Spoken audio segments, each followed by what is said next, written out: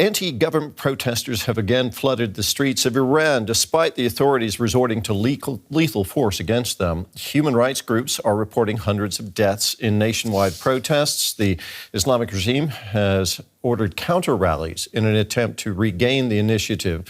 And the government is warning the U.S. not to intervene in the biggest challenge to its rule in years.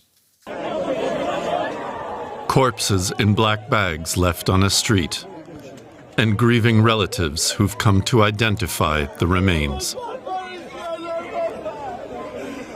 The location of this video, outside a morgue south of Tehran, has been verified.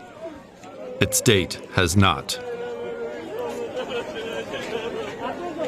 But rights groups agree that it documents people killed during Iran's nationwide protests. This, it seems, is the bitter consequence of the crackdown that the regime signaled was coming. Iran's chief of police warned on Sunday that protesters would be dealt with swiftly and forcefully. Authorities have cut off the internet for more than 3 days now. Reliable information is scarce, but there's evidence of the crackdown across the country. This footage from a hospital in Shiraz, which has been verified by DW's Farsi service, appears to show beds full of injured protesters. One doctor had this call for help. بچه‌ها ما نمیتونیم زنگ بزنیم. منم نمیتونم. اگه شما میتونید به تلویزیونا زنگ بزنید بگید ما نیاز به جراح داریم. نورسرجن میخوایم، ارتوپد میخوایم، چشم پزشک میخوایم. ما نیاز به جراح داریم الان. نمیتونیم بهشون زنگ بزنیم که پشتن بیان. 20 تا مریض الان اومده، هیچ کدومشون نمیتونیم هیچ کاری بکنیم. زنگ بزنید به شبکه‌ها بهشون بگید پخش کنن، کمک میخوایم، بیمارستانا کمک میخوان. The protests in Iran are in their third week. A key question now, what help can they still receive, with the regime's security apparatus having them in its sights? Well, for more on this, we can speak now with Siba Shakib. She's an Iranian-German writer and journalist who was born in Tehran and grew up there. She joins us now from Vienna. Siba, what's the latest you've been hearing from people in Iran? We understand that the internet is still shut down there.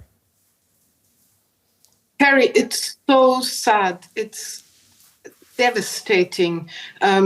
You just broadcasted the voice of the doctor, and that pretty much symbolizes how people feel in Iran. They cannot even, this doctor couldn't even call other colleagues of himself in Iran to ask them to come to the hospital and help save lives of protesters, of demonstrators having been shot and injured by the government. U.S. President Donald Trump has repeatedly threatened to intervene in response to the violent crackdown on the protesters. Do those demonstrating in Iran want U.S. help? And if so, what kind of help? The population in Iran is not uniquely speaking in one direction, of course, like all populations, and that's already an expression of democracy that they have different opinions. Some say so. Where is the U.S. now taking out Khamenei, for example, or other key figures from the regime and from the government? And other people say, please keep your hands off the country, just support us and don't support the government anymore, and be our voice, because we have made very bad experiences in the past with foreign governments and countries intervening in the affairs of our country. Well, given the brutality of the security crackdown that we're seeing right now, do you think the protest movement has a chance of succeeding without support from outside? I think so, Terry, because think of the revolution 47 years ago when the Shah was ousted of Iran. Nobody would have thought that the strongest army in the region, supported by the Western governments, being supported by the US in those days, also militarily, and also the secret police was trained, the army was trained by the US, that they could be driven out of the country by the population. And the population was a lot less educated. We had about 90% educated people, 10% educated people, 90% non-educated. Now the number has reversed and everybody knows what the world looks like.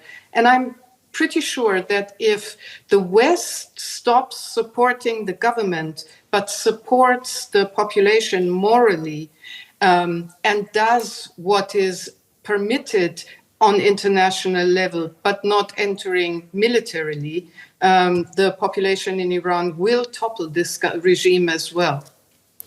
You mentioned the Shah being toppled. His exiled son is now raising his voice in this whole discussion. What role do you see the exiled son of the Shah playing in the protests? How much support does he have among the Iranian people? So again, it's a very democratic situation. Some people in Iran think he should be the next leader.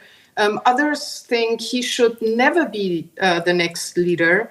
And a lot of people think he could be a transitional force because in Iran, the opposition did not have the opportunity to build an organization, to build structures. And he, the son of the Shah, is an opposition force who has people around him, who has a structure around him.